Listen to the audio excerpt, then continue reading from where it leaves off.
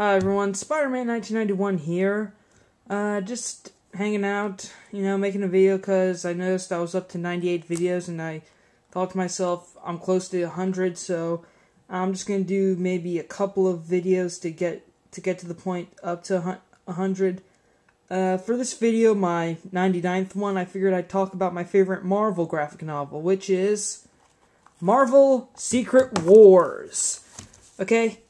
I bought this way back in 2006 when I was starting to get into Marvel Comics, and I was just like a huge Spidey fan back then, and I was curious about how Spider-Man got his black costume, and I noticed it was from the Secret Wars miniseries, and the title kind of rang in my head, and I heard about it when it was adapted into like a 3-episode arc for the Spider-Man animated series, and I thought, wow, I wonder what the actual story is like.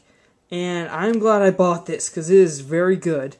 Okay, Secret Wars came out in 84 to 85, and it was 12 issues. Totally worth it. It pretty much involves all the main Marvel heroes against villains in a contest held by this cosmic being called the Beyonder, who is trying to test them, and whichever side wins this war gets their desires fulfilled. So, pretty much the point being is that this helped remake the Marvel Universe in a way. I mean, true, most people remember this as how Spider-Man got his black costume, and how Venom, which eventually led to Venom, then Carnage, but also another character I think who was affected by the Secret Wars was The Thing, because during this series he kept changing back and forth between his Thing form and being Ben Grimm, and he's just confused. And then he finally is able to get it under control to change at will, trying to figure out what's going on. So he basically decides, I'm taking time off from the Fantastic Four, and he just and so at this point he gets his replacement, She-Hulk, on the team, right? And, alright, let me just open the book up for a bit so I can show some art here. I hate when that happens, when you open a book and it keeps closing back on you. Okay, well, pretty much we've got a few things going on here. I can't exactly summarize this because it's a huge book, but also another player in the Secret Wars is the main Marvel supervillain, Doctor Doom, who basically absorbs the power of the Beyonder, and Doom basically achieves like his ultimate goal. He has the power of a god, but the story just basically ends up with him giving it up in the end. So that's how it turns out.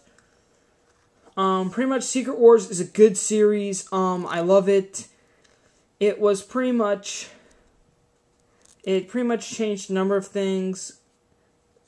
Led to a big team change on the Fantastic Four without the Thing, and gave Spider-Man the black costume. Oh, and well, let me just. Oh yeah, and also Colossus.